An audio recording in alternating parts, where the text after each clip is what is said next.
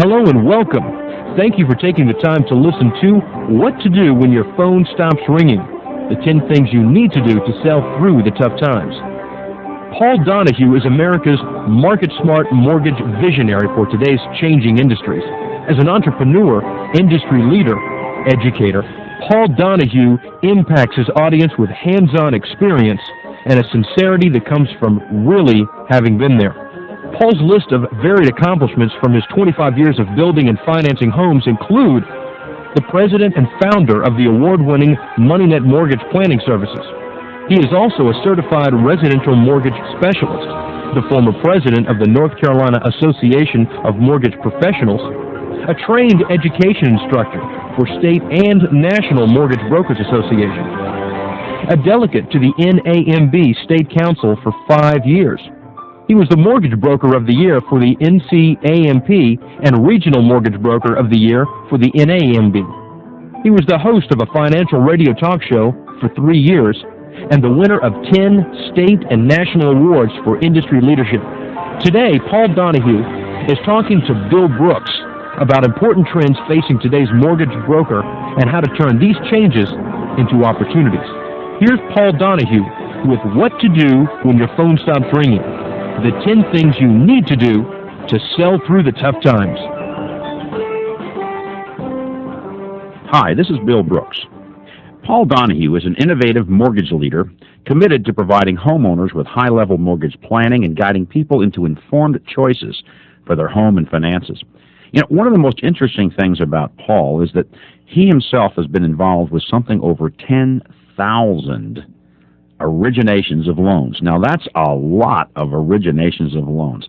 Paul, let me ask you this. How long have you actually been in this business? 14 years. Started back in 1986. 1986, and I know that you've been a loan originator and a manager. At what point in time, how many loan originators did you supervise or manage? Well, in the first company that I managed, we had about 225 employees working in 38 states. Started a small boutique shop called MoneyNet Mortgage Planning Services in '89. Had 2 offices with about 25 employees. I would say about 15 of those were actually in the origination process. So you have, as is commonly said now, been there, done that, and what we'd like to do is to get into some real meat and potatoes here so that the listener to this audio cassette program will be in a position to understand more fully how you can help them become better and more profitable. One of the things that you and I have been talking about is that you really see 3 real things that have happened in this industry. One is that the market has changed, obviously. Second, the customer has changed. And thirdly, the industry has changed. Let's take these one at a time and take a look at each. How about the market? How has the market changed, Paul? Well, it's a mature market. Basically, what's happening is that the rates are cycling. This is about the 4th or 5th rate cycle I've experienced. When the rates cycle, it makes it much more difficult for the originator to identify a benefit for the customer, especially in a refinance mode, so the refinances are going away. Now, one of the things that's interesting, Paul, you say this is the 4th time you've seen this recycling. That probably means that there will be more in the future. Absolutely. You have to plan your marketing campaign and your selling systems to create the stability in your company to get through these rate cycles. Now, how about the customer? How's the customer changed?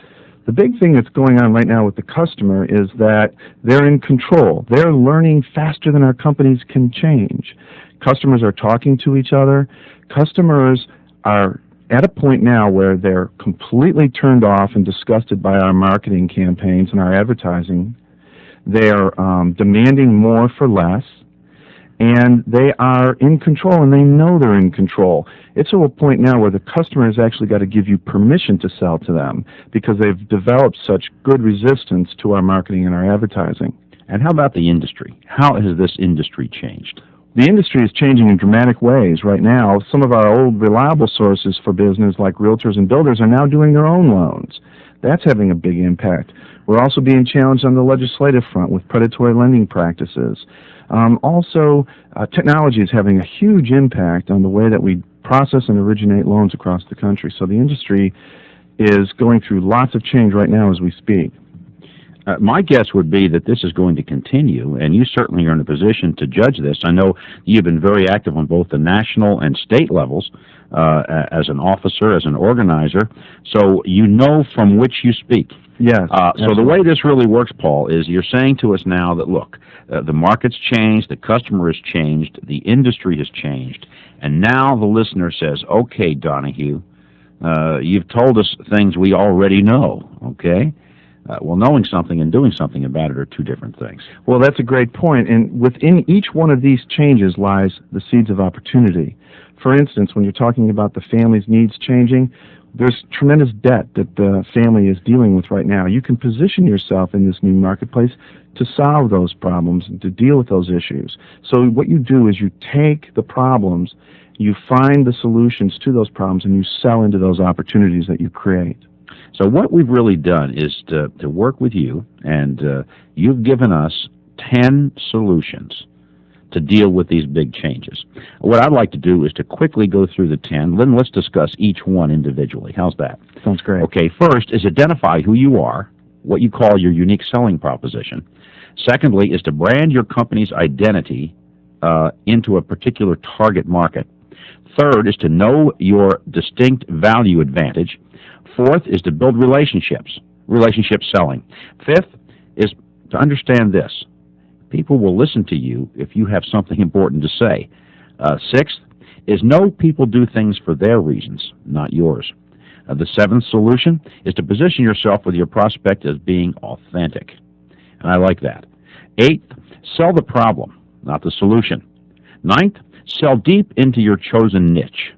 And 10, residual selling, becoming a mortgage advisor for life. That's right. Let's take a look at each one of these. First, identify who you are, your unique selling proposition. Okay, Paul, lay it on us. The big problem that you have as a mortgage broker today is being able to get heard amongst the crowd of other mortgage brokers who are hollering for the attention of the customer's attention. What you're saying is there's a tremendous glut out there of information. In fact, I know that the average consumer is subjected to 3,000 commercial messages a day. Exactly. And what most mortgage brokers do is they make the mistake of trying to go after the entire marketplace instead of identifying that specific niche that they want to brand themselves into. What would be an example of that? Let's take your particular background. When you put yourself into a niche and became identified with that, what was that for you personally? Well, what I decided to do is to position myself as a planner and take a planning long-term approach to doing the mortgage business, which created a unique selling proposition for me.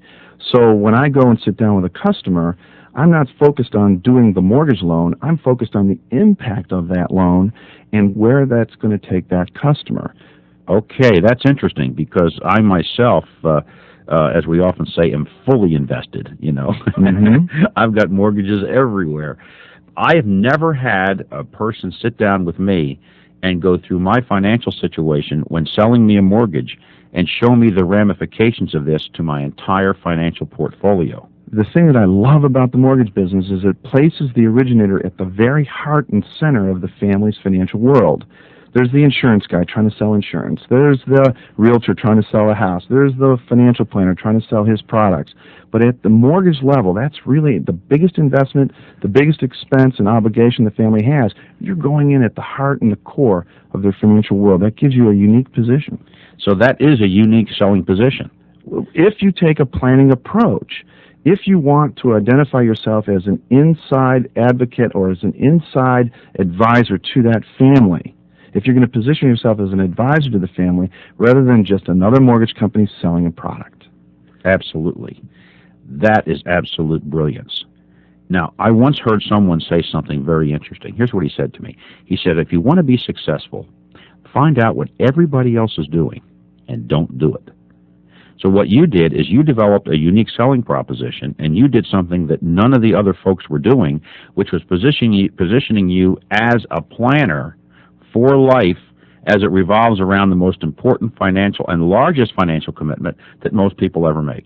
Absolutely. And also, it allows me to market all of my marketing materials, everything that I do, say, and all of my activities and all the activities of my employees are all geared towards this unique selling proposition, which is that we're planners. We're not simply just pitching a mortgage product. So we're not product-oriented, we're not price-oriented, we're value-oriented. Okay, Paul, let's take a look at solution number 2. Brand your company's identity into a target market or a target niche that you want to work into. What does that mean? That means consciously choosing what part of your chosen market that you want to be working in. And it's got to fulfill a couple pieces of criteria. Number one is it has to be profitable enough for you to sustain you and your company or you and your family. So in other words, they have to have the financial resources. And the pool, as we say, it has to be deep enough. The niche has to be deep enough. So that you've got enough regenerative business to be in a position to keep going. And to make the long-term commitment to that niche. Okay. Secondly, it's got to be something you're passionate about, that you're willing, and something that you can get excited about working with. A particular part of the business that you've chosen that really turns you on. What would be an example of that, Paul? Well, say first-time home buyers. You can take just that whole niche of just working with people who are buying their home for the first time. If you can get excited about the idea of helping people fulfill a long life dream of owning a home, if that's something you get excited about, then that might be a good niche for you. And obviously, it's a deep pool, and it's a continual source of business. That could be a niche. It's a sense of enthusiasm. Entheos was once described as godlike within from the ancient Greek, and that's where enthusiasm comes from. Entheos. So what happens is you have to be enthusiastic about it. It has to be profitable. It has to be deep enough. And there's one other piece of criteria, and that is you want it to be a niche that's going to challenge you. And what I mean by that is, say, for instance, you decided your niche was going to be high-end homes over $250,000. Well, that represents a certain level of people you're going to be associating with. You want that particular marketplace to challenge you, to allow you to continue to grow, because in the long run, you don't want to be bored with what you're doing. It's very important. This issue of branding is a very big issue today. It's kind of like the catchword of the decade. You said it's important as part of the solution to brand your company's identity. I know that I've seen how you've branded your company, MoneyNet. It has a very distinctive logo. In fact, as I understand it, you even had a very significant location. You told me one time how many cars just drove by your location on a daily basis? 125,000 cars a day. You also were very active on the local cable television, were you not? Yes, have an infomercial.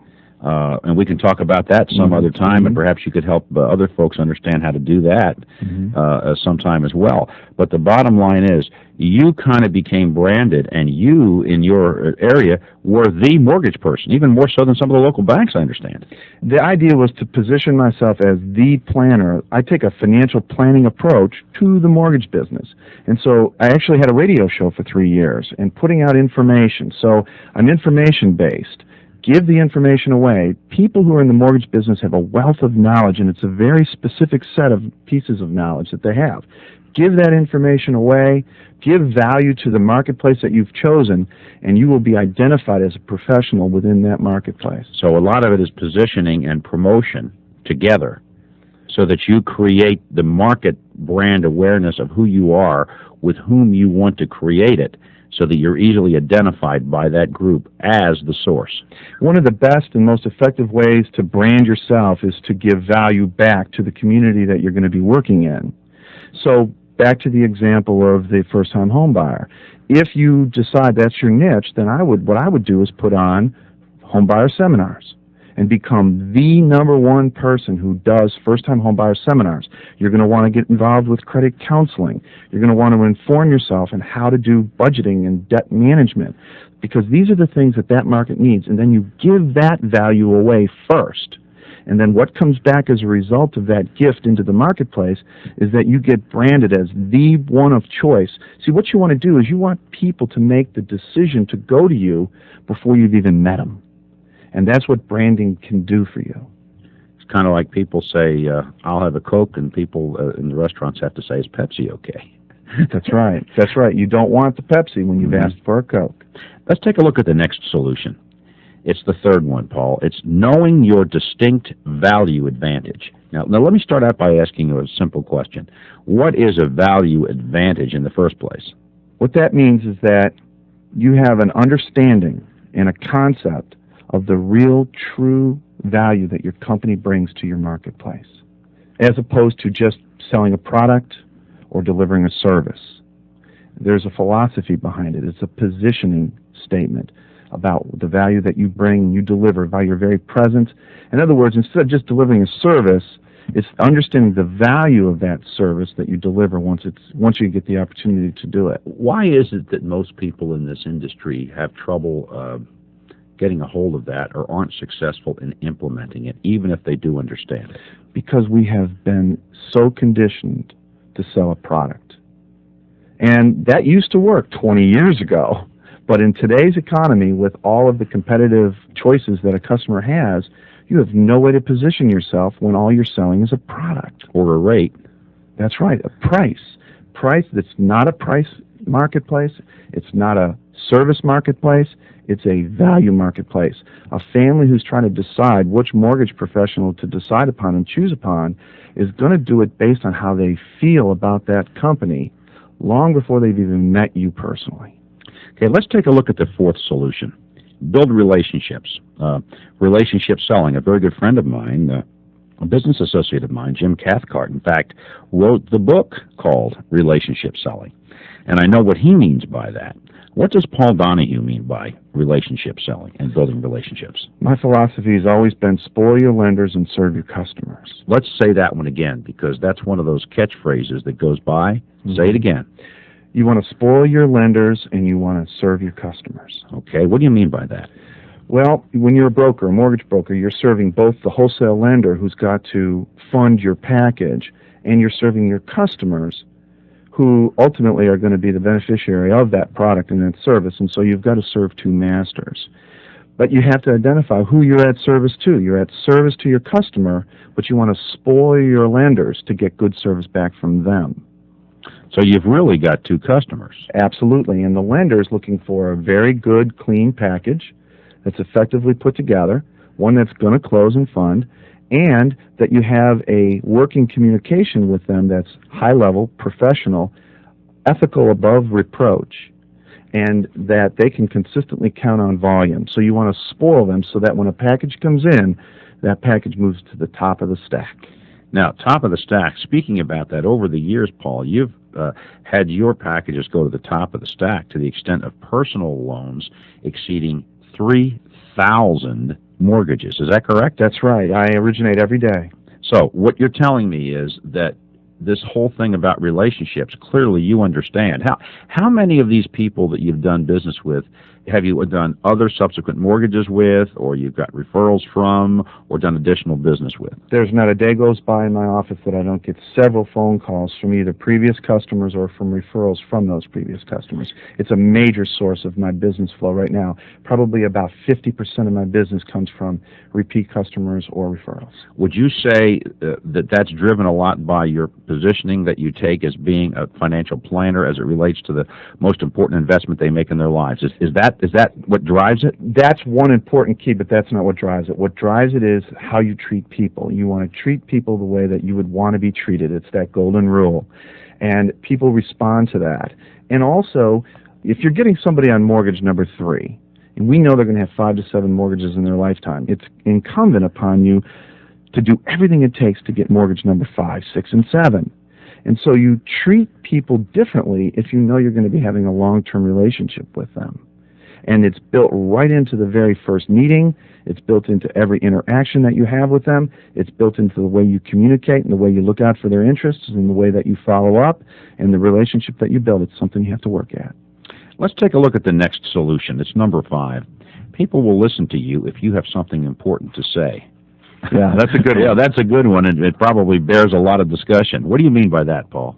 What I mean by that is that originators, it's real easy to slip into originators talking about and telling the customer about what they're going to do, rather than listening and asking their way to the sale.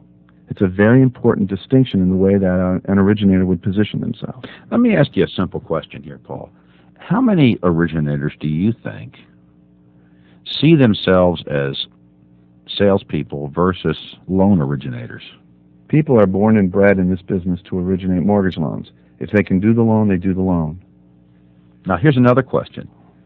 How many of them do you think understand the concept that selling is never about the telling, but it's always about the asking? Very few. We've forgotten how to sell in this business, and it's a big part of what I want to try to do here.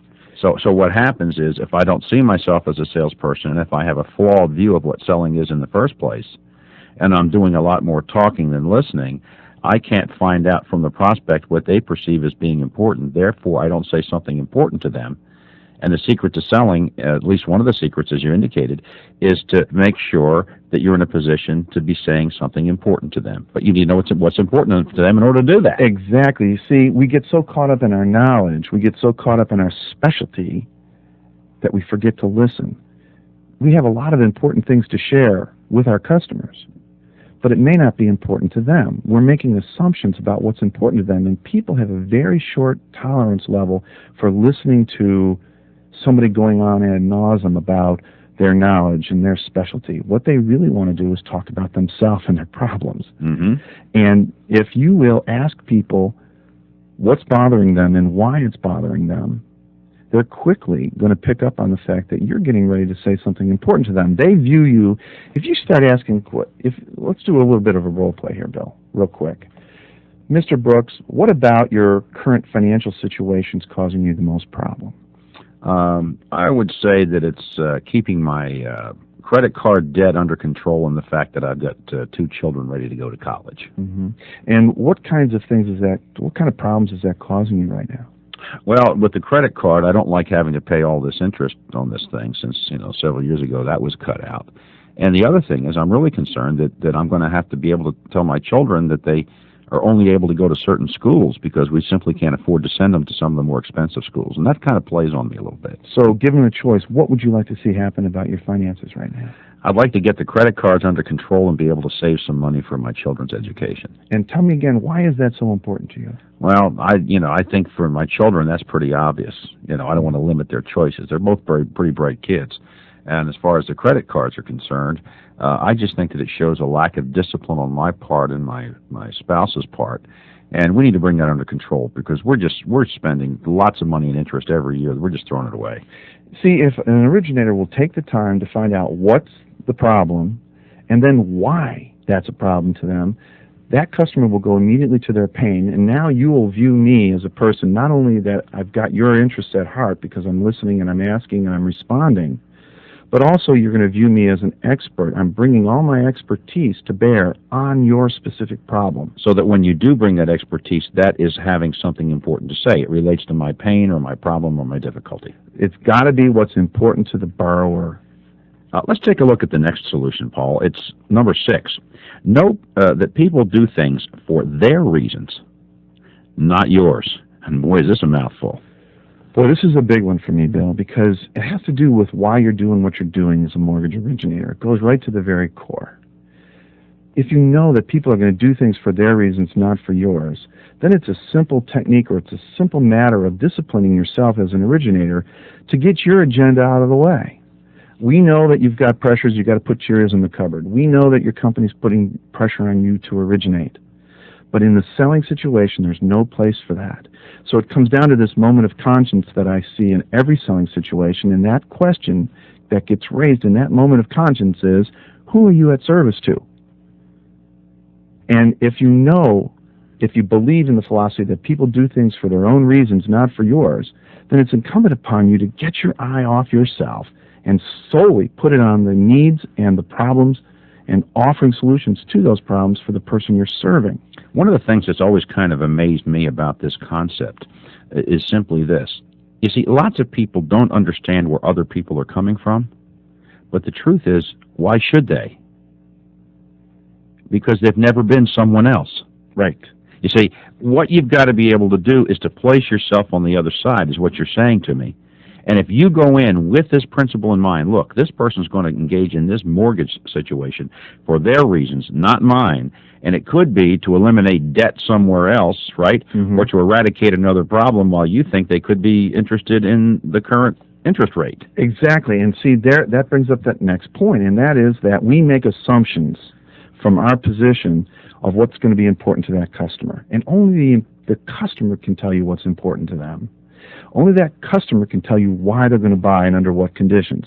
Only the customer is going to be able to place the proper value on your service. And that is if you can fill their needs. For instance, a customer's got, well, in my own case, I just refinanced my mortgage at 1.5 points higher than what I had. Now, I'm in the business. I had to see that my changing need demanded that I refinance the mortgage loan. I had all kinds of benefits for doing this, but if I was a mortgage originator who was completely focused on price or on rate, then they never would have been in a position to sell to me effectively. When actually all somebody needs to do, all you need to do is interpret and listen and understand what somebody's problems are, where the opportunities are, and then simply apply your service and your products to fill that need. One of the things, Paul, that I see consistently through your message, and I think that people listening to this message need to understand this, even though we're talking about lots of solutions and 3 major changes, what I hear you telling me is positioning yourself as this complete financial planner as it relates to the mortgage decision being at the central core of someone's financial world. Yes. You see, this is a unique selling proposition that if you can teach this to other people and get them not to intellectually understand it, but to emotionally embrace it, and then strategically and tactically implement it, that can mean tremendous things to them, personally and professionally, couldn't it? That's exactly where we're going. All of my originators within my own operation have embraced those concepts, and it's been successful through 4 different rate cycles over the years, and I intend to take this to the country. Let's take a look at the next solution. Position yourself with your prospect as authentic. Now, I'm talking with you. You not only say authentic, but you add another phrase, which I think is really interesting. You say that these folks are looking for an authentic voice. Okay? What do you mean by an authentic voice, Paul? Well, I tell you, our customers have gotten smart and sophisticated, and they're tired and they're angry about the intrusive marketing, the intrusive manipulation of not only our industry, but all sales. And they're tired of it, and they're searching, they're thirsty for somebody who's willing to develop an authentic relationship, somebody who's willing to get real with them and to understand where they're coming from and to really be there for them. After all, the customer is paying for the service. Let me go back to the basic fundamental question again, Paul. Why is it that lots of loan originators don't get it? Because we're still conditioned to the fact that we need to put the loan on somebody. I think developing prosperity and abundance in your career, in your life, in anything that you do, has to do with giving first and then you get. Most people have a limited idea about success, thinking that they've got to go and get it. Actually, success is a giving game. And just like in any other field, in the mortgage business, your success is going to be directly related to how authentically you can develop your relationship with your borrower. Now, authentic relationships, whether it's a marriage, whether it's children, whether it's the financial planner, whether it's the banker, it seems to me that this is something that can really be a unique selling proposition that lots of people don't practice. For example, the other day I was reading something and someone said in the book, in today's marketplace, if you simply tell the truth, it's a unique selling proposition. It doesn't take a lot to stand out in this crowd today, especially if you take that avenue. An avenue of high integrity, high value, and giving your service away to the customer that you're serving because you're going to get paid by them anyway. It's the right thing to do. Now, it's a little harder work sometimes, isn't it? It's laborious. You have to take the long view of things. The selling cycle tends to be longer. Your work days tend to be longer? A lot longer. Every single one of the loans I've originated in somebody's home. So I'm on the road sitting down with them. Hang on, Paul. I want to break in here. You've originated over 3,000 of them personally, been involved with over 10,000. And of the 3,000, every single one has been in someone's home. That's right. I'm sitting there at their kitchen table, petting their dog, drinking their coffee. So what you're telling me is you don't say, come by the office and I'll take care of the paperwork. You generate a sale, you generate an appointment, you position yourself, you go to them, you provide the service, and you've done this over 3,000 times. Absolutely. So you're going to have to work hard to do this. But the reward comes back over and over again. I will tell you that if you do this correctly, every one of those people that I've served will lead to another sale eventually. Most of them do. And not only will they, see, if you can position yourself as the inner circle, one of the trusted advisors in the inner circle, people have a dentist, they have a doctor, they have an accountant perhaps, or a tax person, they have a person who does their hair and their nails, service providers. Well, there's a little box next to mortgage, and I want my customer to check that box, and I'm going to be in that. From now on, I'm their mortgage advisor. They can come to me. My customers will call me 4 and 5 times between loans asking questions about their finances, or they want to add on to the house. How would it affect my mortgage? Absolutely. And so I'm a trusted inner advisor for that family. So the relationship is strong. The positioning is different. All of the solutions you're talking about, you bring to bear. I can tell you that because I've seen you work. Let's take a look at number 8. This is another interesting one. Sell the problem, not the solution. Oh, man. Selling the problem and not the solution is a big concept for me. I was teaching a class about 2 months ago. I asked the room, in your experience as a professional mortgage advisor, are you selling the problem or are you really selling the solution? Every hand in the room went up that they were selling the solution. And that's wrong. That's dead wrong. You want to sell the problem. You want to take people and identify what the problem is, and then you want to get them to experience that problem.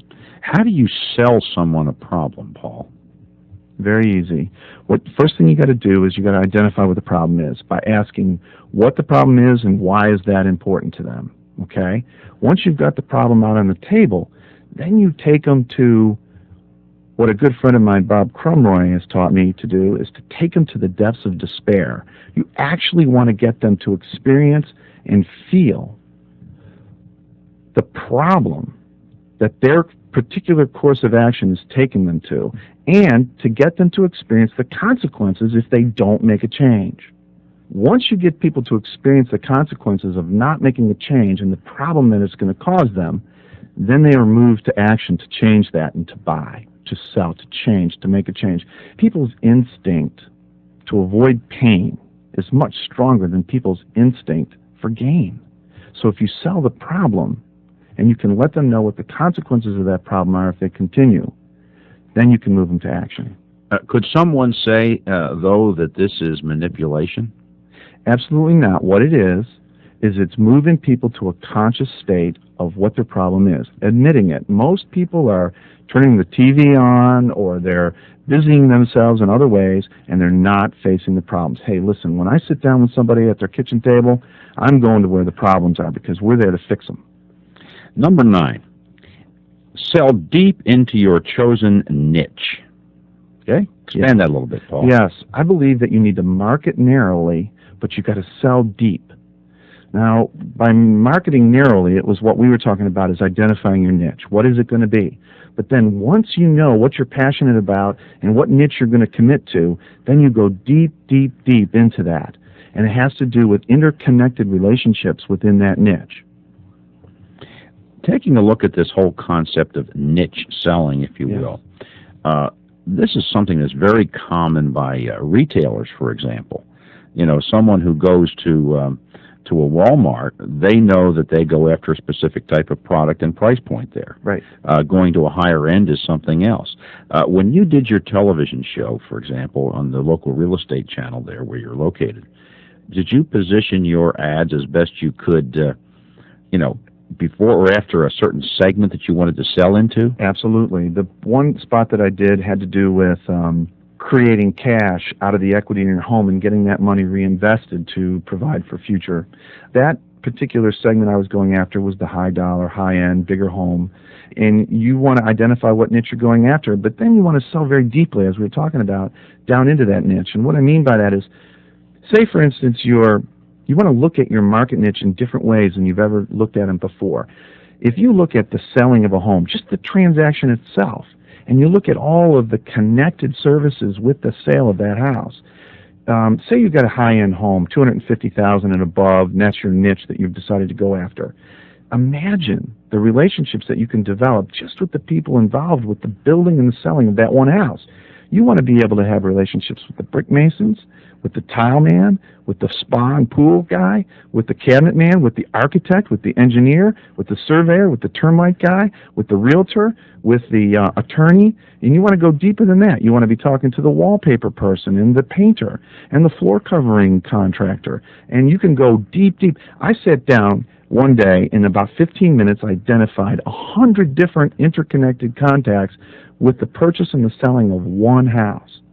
Now, let me ask you another very straightforward question. When it comes to someone learning how to do this, my sense is that in the industry there is a real shortage of real abilities to learn these concepts, which is one of the reasons why you're doing what you're doing today in your life. And what is that? What I'm doing now is I'm taking this message of the principle of reciprocity, the long-term view of the relationship selling, and distinctive marketing advantages, unique selling propositions, branding yourself within your community, and I'm taking that message to the industry, and I'm going to teach mortgage professionals how to do that. And it seems to me that there's a real need to do that in a very professional, integrity-based, high-end way, which I know you're going to do. And my guess is there aren't a lot of people out there alone who have themselves originated more than 3,000 loans and now are teaching other people how to do the same thing. That's right. I think it's very important that you do what you teach and you can do what you're teaching. And it's critical. Also, in the industry today, it's vital to the marketplace as a whole that this industry regain some of its lost credibility across the country. And it's the only way that's going to happen is by highly ethical, highly educated mortgage professionals going to the industry. Solution number 9, sell deep into your chosen niche. Yes. That's where we were talking about where you develop those interconnected relationships and you partner with and network with all of these symbiotic services that go into the buying and the selling of a home. And the best way to be a good networking partner, the best way to set up a strategic alliance is to find those people who can benefit from the selling and the building of a home. These people are transactional just like we are. They're all looking for that next house to wallpaper. They're all looking for that next house to grade and excavate. They're all looking for that next spa and hot tub to put in the house. So they're looking for another transaction just like we are. They have file cabinets full of golden opportunities, and so do you. And you develop these strategic alliances down deep into the niche that you've chosen. And you put yourself and you brand yourself into that niche with those other professionals as the mortgage advisor of choice, so that when the brick mason comes across somebody who wants to build a house, he doesn't think about anybody else but you. When that pool guy comes across somebody who wants to put in a pool and needs a home improvement loan, that pool guy doesn't think about anybody else but you. And the only way that those strategic alliances are going to do that is if you refer business back to them. So you're going to have to give to them, send business their way, and they'll send it back to you. And how about the final solution? Residual selling, becoming the mortgage advisor for life, which I think is probably the anchor of what you do. Yes, that's the theme throughout this whole talk that we've had here, Bill, is that it's all about reciprocity. You're going to get back what you give out. Absolutely. And if you position yourself uniquely as an advisor, as a professional advisor, and you do it with passion, you do it with integrity, then you get the opportunity and the gift that that customer will give you is by doing business with you, not only this time, but next time. Also, if you're positioned in that family as that family's professional advisor for mortgage loans, they're going to have children that are going to grow up and buy homes. They're going to have friends and family who are going to need to be buying homes or who are going to need to be refinancing. And one of the biggest pleasures that you get in this business is that when you get a customer who's been happy with your service, who's delighted with the relationship, who gives you a rousing referral to another friend or a family member. And that is an act of respect, and that is an act of trust that that customer gives you, and you have to earn that. Paul, what about this? In tough times, because there are going to be tough times in any business, what does a a person have to do in this industry to make it through when things just don't look like they could get a whole lot worse? The biggest key that I think that people have to do to get through any selling tough times, any cycling of the marketplace, any change in the industry, and that is to focus not on the conditions and on the problems, but on the solutions and the opportunities. For every one of the changes that is taking place in our industry today, therein lies seeds of tremendous opportunities, opportunities that we're not even thinking about. And I encourage each and every one of you to just concentrate on finding and seeking those solutions, focusing not only your efforts on the solutions, but all of your coworkers, your company. And if you will focus your energies, your creativity, and your intelligence and your experience on the solutions and on the opportunities, then the answers will come. How about integrity and passion? You know, Bill, I used to think integrity was important. A good friend of mine recently said to me, Paul, integrity is not only important, it's the only thing that really matters. And the more that I see the way this industry is going, the more I understand what it's going to take to succeed in the future, I realize truly that integrity is really all that matters. For any sales veteran in this business or any new originator starting out, I recommend highly that they find a part of the marketplace, a niche that they can get excited about, something that they can get passionate about, and they take that passion every single day and they match it with the highest level of integrity. They understand that relationships are going to be the key to it, and that they take a long view of every action and every activity that they do. Take the long view, and it'll come back to them many times over. So what we've really said here in the time we've been together, Paul, is this, that the marketplace has changed, the customer has changed, the industry has changed, and in many cases, some people or their organizations haven't. We've said that in tough times you need to focus on solutions and opportunities, that integrity and passion are critical. And perhaps understanding the problem and having the philosophical bent for the problem is good news. But the real good news is to implement the 10 strategies from Paul Donohue, the man who has himself finalized thousands of loans, who is responsible for other tens of thousands of loans. And let's go ahead and have you leave with us, if we could, Paul, your 10 solutions to making it work for each and every person in this industry. The first thing you want to do, just to review these, Bill, is that you want to identify who you are and what your unique selling proposition is. Secondly, you want to brand your company's identity into a specific target market.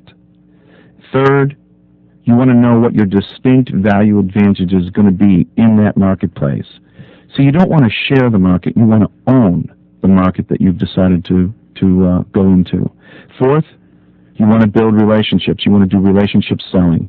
Fifth, people will only listen to you if they think you have something important to say to them. And sixth, know that people do things for their reasons, not for yours. 7, position yourself with your prospect as authentic. Be authentically you.